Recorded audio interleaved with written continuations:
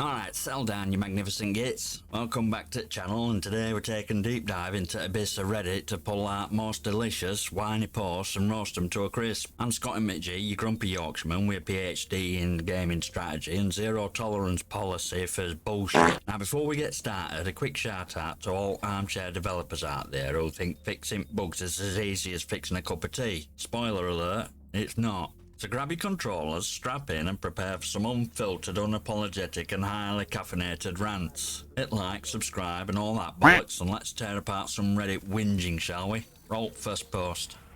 Here we go. This juicy rant from our mate Strife Core. Classic netcode and jump shotting post. Sit down son and let me educate you on finer points of game development, because clearly your mother never taught you how to read a patch note. So Strife Core starts off strong, proclaiming that everything is so messed up he could write a fucking Bible. Mate, you're not writing a holy book, you're just having a moan about a game. Let's keep some perspective, yeah? Next, jump shotting drama. Yeah. Great jumping epidemic or XDefiant. Now listen here, Strife. Jump shotting's a mechanic that exists, just like in countless other shooters. Is it annoying? Sure. Is it insurmountable? Hell no. You can learn to counter it. If my son and I can manage it, then so can you. It's not rocket science, it's just a game. Don't like it? Adapt, overcome, or just keep whining, I suppose. And there's obligatory netcode complaint, punching bag at every frustrated gamer. Look, it's not perfect, but moaning about it like it's end of days. That's like complaining you can't play Black Ops 6 yet. It's not here, it's not fixed. No amount of forum rants is gonna speed up process. Devs are on it, they're working, and things will improve. Patience, young Padawan. Now here's where it gets interesting. You're embarrassed to invite friends to play XDefiant because of this shit show jump fiesta. Mate, if your friends judge you based on static game's mechanics, you might need new friends. Game's got issues, sure, but it also got potential. And if you're too busy crying in corner to see that, well, that's on you. Strife, my boy.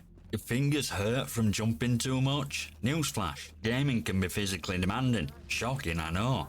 Maybe it's time to hit gym, build those finger muscles and embrace grind. Or, you know, just get better at game without constant jumping. And let's not even start on third world South American shitty country bit. We get it, struggle is real. But throwing your location into mix like it somehow validates your complaint more than anyone else's?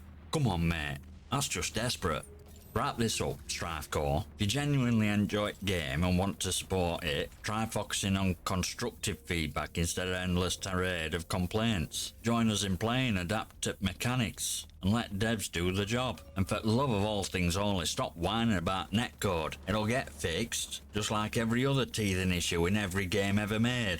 Right then, we got another juicy one from Weeb Lounge. PC specs and all. Grab your controllers, pop some popcorn, and let's dissect this masterpiece of morning, shall we? Right, let's start with elephant in room. Infamous PC versus console debate. Our friend Weeb Lounge here is wondering if issues he's facing on PC are universal or just personal /L. Spoiler alert mate, these problems are not exclusive to your overclocked monstrosity or a PC. But let's break it down piece by whiny piece. Positional audio, very sporadic to virtually none. Hearing my own footsteps along with some teammates' actions are easy to track, but I could have whole enemy team river dancing on my face and not hear a single step. On an ultra rare occasion I get perfect footsteps, but it happens on maybe one situation every other game.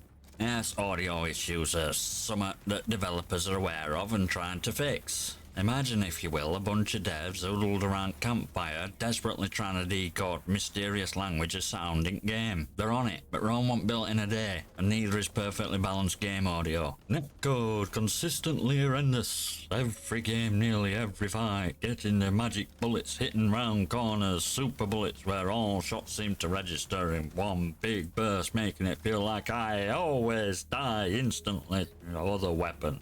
Netcode, my dear Weeb Lounge, is like trying to teach a cat to do algebra. It's new, it's tricky, and it's being worked on as we speak. Tweak netcode here and abilities don't work. Fix abilities and hit register gets thrown out of whack. It's a never-ending dance of digital chaos. Abilities or equipment not deploying. Happens maybe once every other game. I've had grenades just drop at my feet and explode. Abilities and equipment glitching. I've probably faced this less than you, but it's another issue the developers are working on. It's like juggling chainsaws while riding a unicycle. One slip and it all goes to hell. But they're working on it. Bullets just going wherever they want. Hit registration, my friend. There's another part at Tangled Web devs are trying to untangle. I fix one thing, something else goes haywire. It's a bit like playing whack-a-mole, except moles are bugs, and hammer it's a keyboard. You all talk as if changing one line of code is all it takes. I wish it were that easy. Oh, and drawing in your PC specs. Is this a pissing contest now? Who's got biggest manhood? And even advertising your YouTube channel in there too. How quaint. Look mate, we get it. You got a beast of a machine, but even best rig can't escape inevitable quirks of live service game. What you all need to bear in mind is when you make changes to one part of game's code, it can affect another part and cause other issues. This is nature at live service game, and devs are constantly working to battle these effects. It's a delicate balance, a symphony of ones and zeros, and it takes time. So to all you lovely whiners out there, cut devs some slack. They're in trenches fighting good fight. And as for you, Weeb Lounge, keep your chin up, mate. Keep reporting those bugs, keep giving feedback. But for love of all things holy, stop waving your specs around like a golden ticket. Who's next?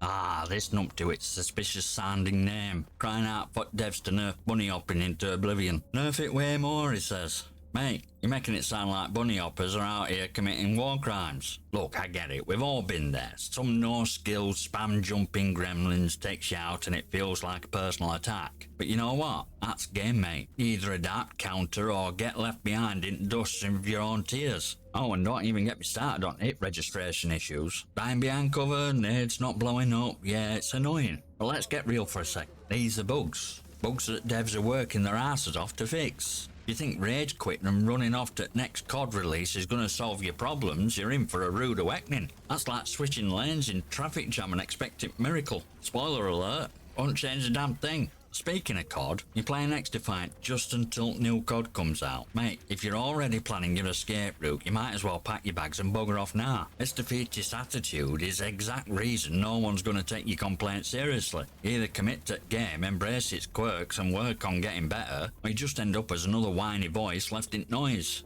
Adapt, counter, and use your own bloody skill. If you're so worried about these no-skill pussies spam jumping, and find a way to beat them at their own game. Improve your aim, anticipate the moves, and shoot them out of air like little clay pigeons they are. Or are you too much of a pussy to do that? It's thing, mate. Gaming is about overcoming challenges, not running from them. So if you can't handle a bit of bunny hopping, maybe shooters aren't for you. Go find a nice slow-paced game where you can knit a sweater or something. Leave high-intensity, adrenaline-pumping action to big boys who can handle it.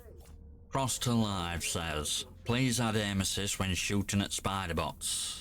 Oh, sweetheart. I get it. Life is hard. And so are these tiny, clunky, mechanical bastards. Well, let's get one thing straight. If you're here asking for aim assist against Spiderbots, you might need to reassess your gaming abilities. Seriously, let's break this down. Spiderbots are not sentient, malevolent beings out to ruin your day. They're digital constructs carefully designed to be a challenge, but not an insurmountable wall. If you're struggling against these metal monstrosities, then problem in bots. It's your skill level. Yeah, that's right. Skill you're trying to sidestep by demanding game mechanics be dumbed down. You're essentially asking for a participation trophy in a world where only merit matters. Can't handle that? Well, perhaps it's time for a little self-reflection. Talk about aim assist, shall we? I know, you're probably envisioning some magical system where bullets are guided by gods themselves to hit every target with pinpoint accuracy. But here's a nugget of wisdom for you. Purpose of aim assist is not to turn you into a sharpshooter overnight. It's to level playing field, sure, but it's also to encourage you to develop your skills and improve. If you're relying on aim assist like a crutch, you're missing out on core gameplay experience. Here's a little reality check. I've faced off against these Spiderbots, and guess what? I didn't have aim assist. I used my noggin and some good old-fashioned practice. It's called learning to recognise the patterns, mastering timing and honing your reflexes. I've danced with these mechanical monstrosities, and if I can manage it, then so can you. If you're crying for aim assist, maybe it's time to turn those tears into practice sessions. And let's address the suggestion that Spiderbots should be two-shot kill. Really? Let me get this straight. You want to make them even easier to kill. Look, they're not supposed to be a cakewalk. They're a challenge, and that's damn point. It's about overcoming obstacles, not flattening them into oblivion with a couple of hits. Games are supposed to test your mettle, not pat you on the head and tell you how amazing you are for just showing up. In grand scheme of things, asking for aim assist against Spiderbots is akin to asking for training wheels on a tricycle meant for teenagers. If you want to be a skilled player, you need to embrace grind, face challenge head on and learn from it. Otherwise, you're just walking around with a plastic sword and a shiny badge that says, I showed up. So here's a thought: instead of whining about aim assist and difficulty of Spiderbots, why not channel that energy into becoming a better player? Practice, adapt, and conquer. Trust me, sense of achievement when you finally nail those bots is worth every bit of effort. Now, smash that like button, hit subscribe, and leave a comment below with your thoughts and gaming stories. I might just feature them on channel, and I'll see you next time, you magnificent.